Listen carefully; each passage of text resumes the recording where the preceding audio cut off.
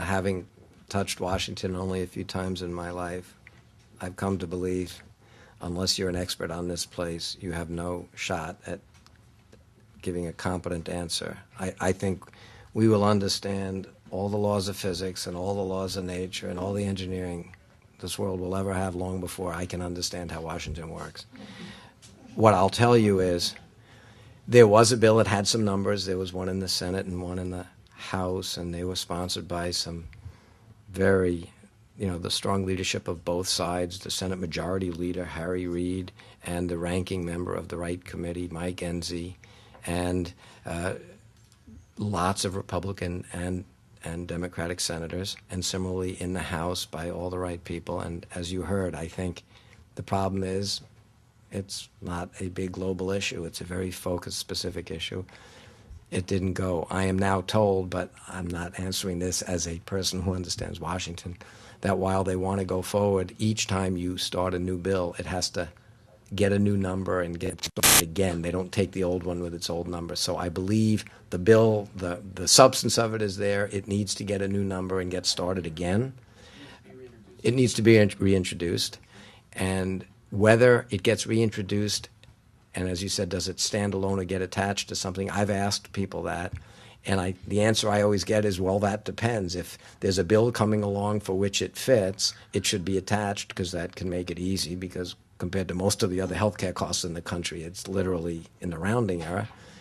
If there is no appropriate bill, the suggestion was to have it go by itself.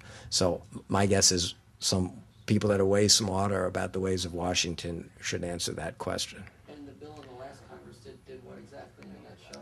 The bill in the last Congress said, the bill in the last Congress dealt with the fact that a wheelchair, a device that has motors and wheels is defined as a wheelchair and would get reimbursed like a wheelchair.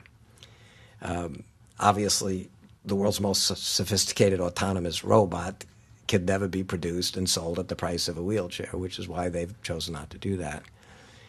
The bill was to say, not that this takes great insight, even for a non-medical person, the bill was to say, if a device can stand up, go up and down stairs, can look you in the eye, is approved as a Class 3 medical device, it's not a wheelchair. And if a device could meet those performance specifications, if it could do that, and if it could get through the FDA's process of making it a Class 3 device available for sale, it would be appropriately reimbursed based on cost.